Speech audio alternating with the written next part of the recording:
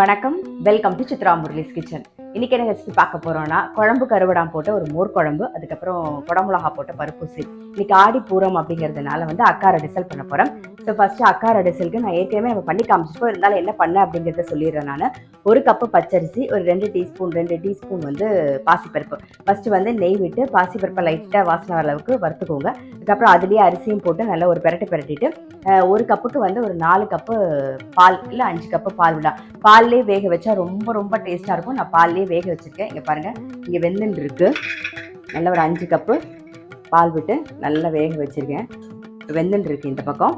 இந்த பக்கம் கடாயில் எண்ணெய் விட்டுருக்கு. அது நல்லா காஞ்சிட்டு நம்ம குடமிளகாயை போட்டுட்டு அதுக்கப்புறமா இந்த பக்கம் வரலாம். கடுகு, உளுத்தம்பருப்பு,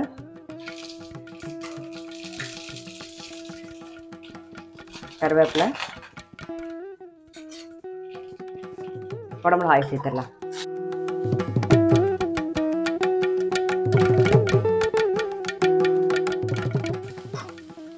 இந்த குடமிளகாய்க்கு தகுந்த அளவு உப்பு சேர்த்துப்போம். இந்த பக்கம் வதங்கிட்டு இருக்கட்டும். இப்போ இதுக்கு வெல்லம் அளவு பார்த்தீங்கன்னா, நான் 2 கப்பு வெல்லம் கரையை விட்டு எடுத்து வச்சிருக்கேன். வெல்லம் கூட பிடிக்கும், ஸ்வீட் கொஞ்சம் கூட பிடிக்கும் அப்படின்னா நீங்கள் 2.5 கப்பு வரைக்கும் சேர்த்துக்கலாம். நான் ஒரு 2 கப்பு வெல்லம் கரையை விட்டு வச்சிருக்கேன். இப்போ அதுதான் சேர்க்க போகிறேன்.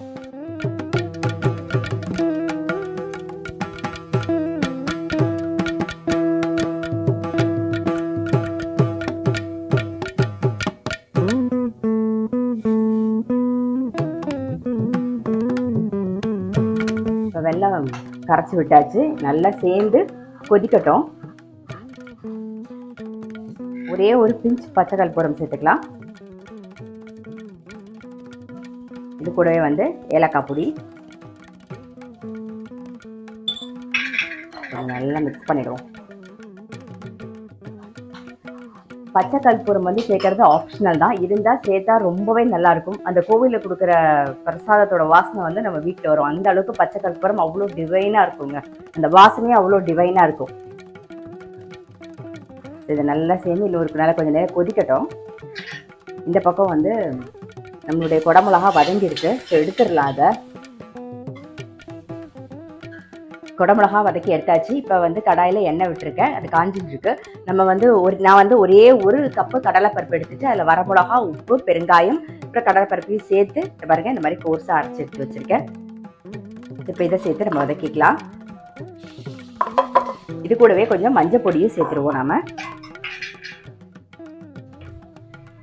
கடலைப்பருப்பெல்லாம் ஒரு 3/4 மணி நேரம் ஊறினா போதும். நீங்கள் சமையல் ஆரம்பிக்கிற சமயத்துக்குள்ளே ஊற வச்சிட்டிங்கன்னா போதும். என்னென்னலாம் பண்ண போகிறீங்கன்னு பிளான் பண்ணி ஊற வச்சிட்டிங்கன்னா நல்லா ஊறிடும்.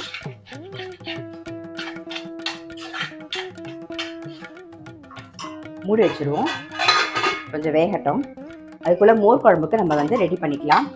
நான் இங்கே தயிரை கடைஞ்சி ரெடியாக எடுத்து வச்சுருக்கேன்.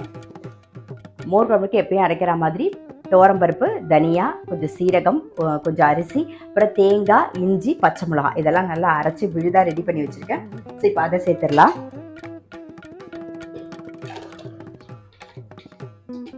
இது கூட மஞ்சள் பொடி, அப்புறம் உப்பு.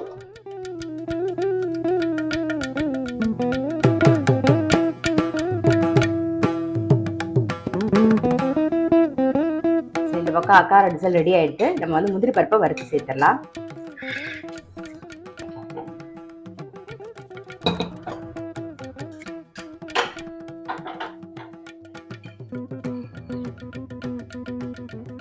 முந்திரி பருப்பை வறுத்துடலாம்.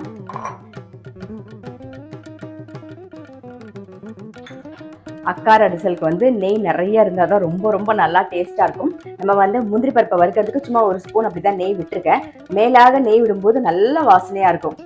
அதனால அந்த நெய் சூடாகி நீங்கள் விடுறதை விட மேலாக விடும்போது நல்ல வாசனையாக இருக்கும். இப்போ நான் மேலாக தான் நெய் விட போகிறேன், முந்திரி பருப்பை வறுத்து போட்டுட்டு.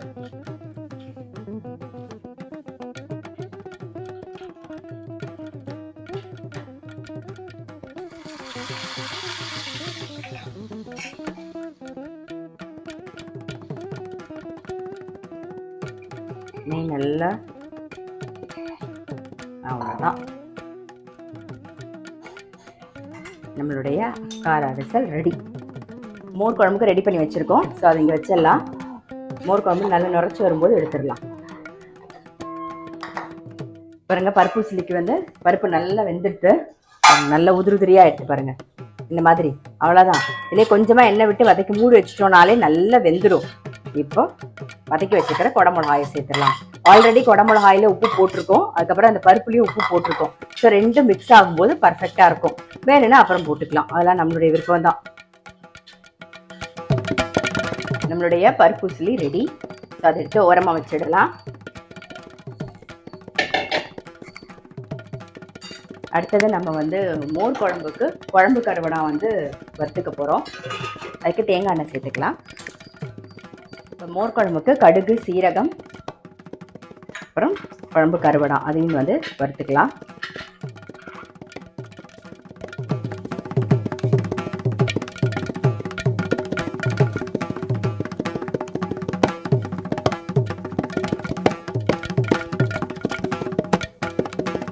குழம்பு கருவடாம் வறுபட்டுருது. இந்த பக்கம் வந்து மோர் குழம்பும் வந்து நல்லா நுரைச்சி வந்துடுது. ஸோ ஆஃப் பண்ணிடுறேன். இப்போ இதை சேர்த்துடலாம்.